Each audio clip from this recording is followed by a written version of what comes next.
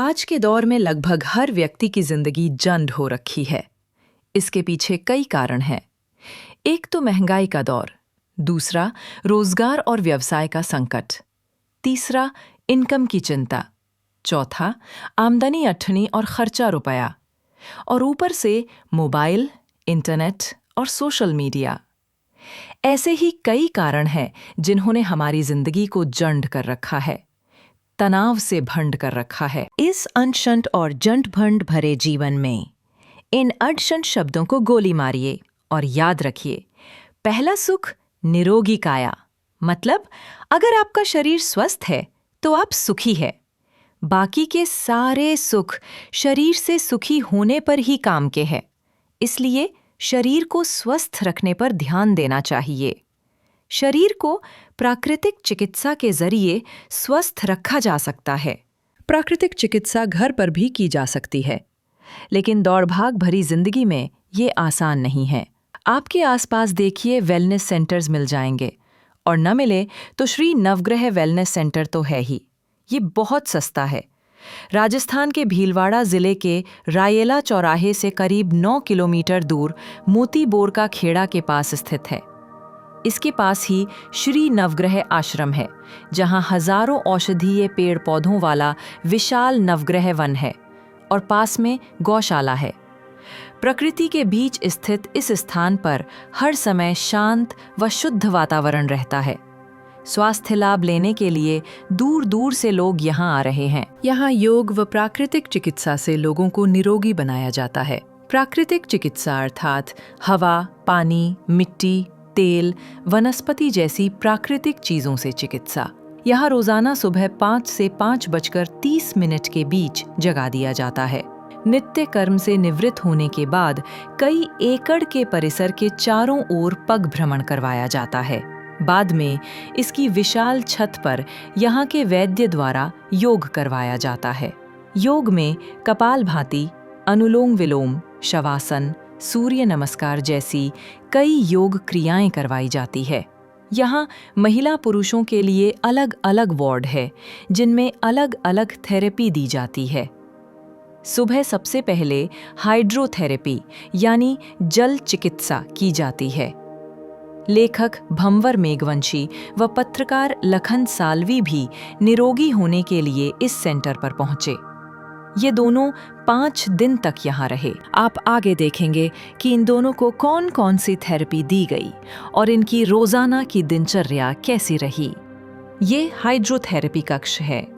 Hydrotherapy में नीम वाले पानी में हाथ पैरों को करीब 15 मिनट तक डुबोए रखने के बाद आतुर को कटी स्नान के लिए इस टब में बैठाया जाता है।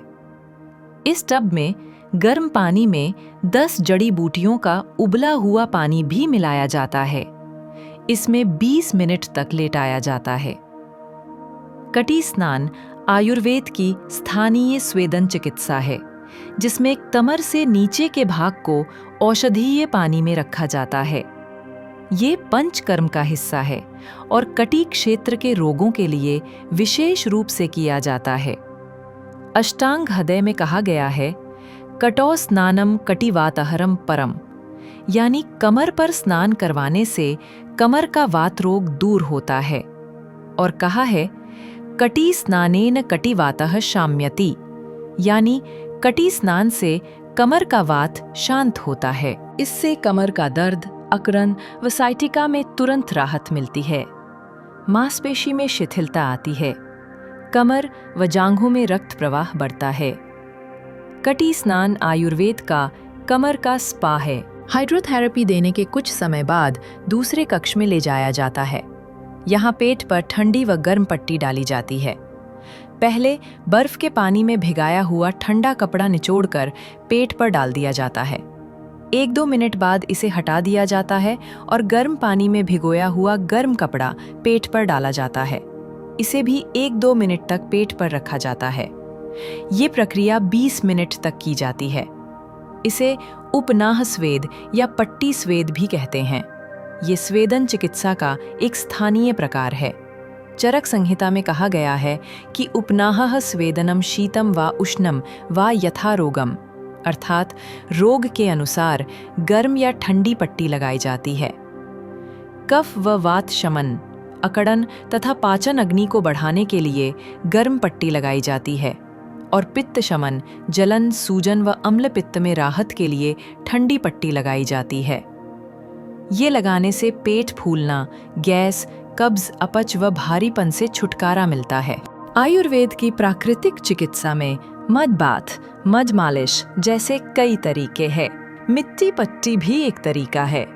इसे मृत्तिका उपना या मृदा लेप कहते हैं। ये शीत उपना का एक प्राकृतिक और शक्तिशाली रूप है, जिसमें चिकनी मुल्तानी मिट्टी को औषधियों के साथ मिलाकर पेट पर लेप किया जाता है। सुश्रुत संहिता में कहा गया है, मृद्भिः शीतैः लेपनम पित्तहरम परम, अर्थात ठंडी मिट्टी का लेप पित्त को शांत करने में सर्वोत्तम है। और कहा है, मृद्लेपेन पित्तम शांतम भवति, यानी मिट्टी के लेप से पित्त शांत होता है।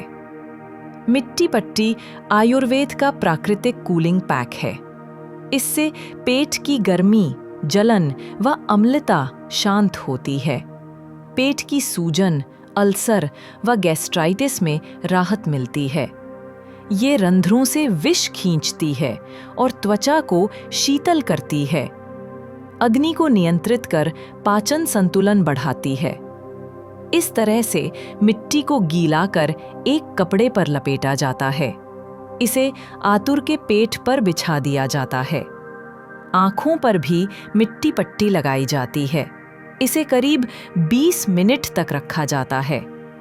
इस प्रक्रिया को 7 दिन तक दोहराया जाता है। आयुर्वेद में बॉडी मसाज को अभ्यंग कहते हैं। ये पंचकर्म का पाठ है जो स्नेहन कर्म कहलाता है।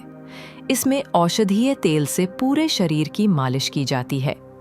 चरक संहिता के सूत्र 5/88 में कहा है, अभ्यंगम आचरेत नित्यम स जराश्रमवातः, अर्थात नित्य अभ्यंग करने से बुढ़ापा, थकान और वात रोग दूर रहते हैं। यहाँ अनुभवी महादेव जी गुर्जर व राकेश जी गुर्जर सहित अनुभवी फिजियोथेरेपिस्ट द्वारा बॉडी मसाज की जाती है। औषधीय गुणों वाले तेल से करीब 40 मिनट तक मसाज की जाती है। तलवों की मसाज, हथेलियों की मसाज, हाथों की मसाज, कंधों की मसाज, पिंडी का मसाज, घुटनों की मसाज, हाथों की मसाज, अंगुलियों की मसाज, पेट की मसाज, कोहनियों की मसाज, जांघों की मसाज और पीठ की मसाज सहित पूरे शरीर की मसाज की जाती है। हर अंग की अलग अलग तरीके से मसाज की जाती है। पांवों की मसाज इस तरह से, घुटनों की मसाज ऐसे, तो कोहनियों के अंदर के भाग में इस तरह से मसाज की जाती है। पेट पर तो आधा दर्जन तरीके से मसाज की जाती है। इसे वात दोष यानी सूखापन, दर्द व अनिद्रा शांत होती है। इससे त्वचा, मांसपेशियां, हड्डियां व जोड़ों को पोषण मिलता है। रक्त और लसी का प्रवाह बढ़ता है। इससे त्वचा के रंध्र खुलते हैं और त्वचा की चमक व कोमलता बढ़ती है। इससे झुर्रियां कम होती है और तनाव से मुक्ति मिलती है। इससे मन शांत रहता है और गहरी नींद आती है। ये खाली पेट किया जाता है। अभ्यंग को लग्जरी समझने की गलती ना करें। ये आयुर्वेद की दैनिक क्रिया है। ये शरीर को जवान, मन को शांत और रोगों से मुक्त रखता है। अष्टांग में कहा गया है कि जो नित्य अभ्यंग करता है वो कभी रोगी नहीं होता। स्टीम बाथ यानी भाप स्नान, आयुर्वेद में इसे स्वेदन कहते हैं। एक कक्ष में इस तरह के बॉक्स बने हुए हैं। आतुर को इसमें बैठाकर भाप से स्नान करवाया जाता है। आप देख सकते हैं बॉक्स में से भाप निकल रही है। अंदर एक स्टूल रखा है। आतुर को इस स्टूल पर बैठना होता है। इस तरह से उसे अंदर बैठाकर दरवाजा बंद कर दिया जाता है। केवल सिर इस बॉक्स से बाहर रहता है। अंदर बैठाने के बाद गर्दन के आसपास कपड़ा लपेट दिया जाता है ताकि यहां से भाप बाहर ना निकले, और सिर पर ठंडा कपड़ा डाल दिया जाता है। थोड़ी थोड़ी देर में इस कपड़े पर पानी डाला जाता है। ये गैस सिलेंडर है। पास में गैस के चूल्हे पर कुकर रखा है जिसमें पानी गर्म हो रहा है। पानी में औषधियां भी होती हैं। स्टीम बाथ कम से कम 5 से 10 मिनट तक करवाया जाता है। जिस आतुर में गर्म भाप को सहन करने की जितनी क्षमता होती है, वो उतनी देर तक बाथ स्नान कर सकता है। इसमें तीव्रता से शरीर का पानी बाहर निकलता है। ज्यादा देर तक स्टीम बाथ लेने पर आदमी बेहोशी में भी जा सकता है। इसमें तापमान 40 से 45 डिग्री सेल्सियस तक रहता है। आयुर्वेद में स्टीम बाथ यानी स्वेदन चिकित्सा का भी बड़ा महत्व है। ये आयुर्वेद की पंचकर्म की दूसरी मुख्य प्रक्रिया है। ये भाप या गर्मी के माध्यम से शरीर के रंध्र खोलकर विषैले पदार्थ को बाहर निकालने की चिकित्सा है। चरक संहिता में कहा गया है कि स्वेदनम कफहरम स्वेदम मलानाम च निष्कृतिः, यानी स्वेदन कफ को हरता है और मल विष को बाहर निकालता है। ये भी कहा है कि स्वेदन से शरीर के मल बाहर निकलते हैं। स्वेदन कई प्रकार से किया जाता है। इसमें स्टीम बाथ लोकप्रिय है। ये शरीर को हल्का, जोड़ों को लचीला, त्वचा को चमकदार और मन को शांत करता है। नस्य चिकित्सा आयुर्वेद की पंचकर्म चिकित्सा की 5 मुख्य प्रक्रियाओं में से एक है। नस्य का मतलब नाक। ये नाक के माध्यम से औषधीय तेल, घी, चूर्ण या रस डालकर की जाने वाली चिकित्सा है। इसे शीरोविरेचन यानी सिर की शुद्धिकरण चिकित्सा भी कहते हैं। नस्य चिकित्सा वैद्य की देखरेख में की जाती है। पहले मरीज को स्नेहन यानी तेल मालिश और स्वेदन यानी भाप दी जाती है। इनसे नाक के मार्ग खुलते हैं और दोष बाहर निकलने में आसानी होती है। दोपहर के भोजन के पश्चात श्री नवग्रह वेलनेस सेंटर के कायाकल्प कक्ष में ले जाया जाता है। यहाँ एक बड़ा बेड है। यह लकड़ी का है। इस कक्ष में जाते ही ऐसा प्रतीत होता है जैसे राजा महाराजाओं के समय के किसी चिकित्सा कक्ष में आ गए हों। मतलब यहाँ ऐसा लगता है कि वाकई प्राकृतिक चिकित्सा करवाने आए हैं। सबसे पहले इस बेड पर लेटा दिया जाता है। नस्य चिकित्सा शिरोधारा के पहले की जाती है। शिरोधारा के बारे में इसी वीडियो में आगे बताया जाएगा। नस्य चिकित्सा के लिए मरीज को लेटाकर सिर को थोड़ा नीचे की ओर रखा जाता है। गुनगुने औषधीय तेल की 3 से 10 बूंदें नाक के दोनों छिद्रों में डाली जाती हैं। मरीज को गहरी सांस लेने और थूक निकालने को कहा जाता है।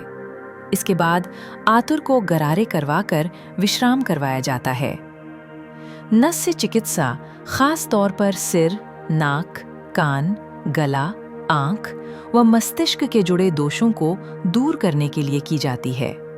सिर दर्द, माइग्रेन, साइनोसाइटिस, बंद नाक, अनिद्रा, तनाव, दृष्टि सुधार, गले की खराश, टॉन्सिलाइटिस शुद्धिकरण, चिंता व अवसाद को दूर करने के लिए की जाती है। शिरोधारा आयुर्वेद की मूर्धन्य तैल चिकित्सा है, जिसमें ललाट पर गुनगुने औषधीय तेल की निरंतर धारा डाली जाती है।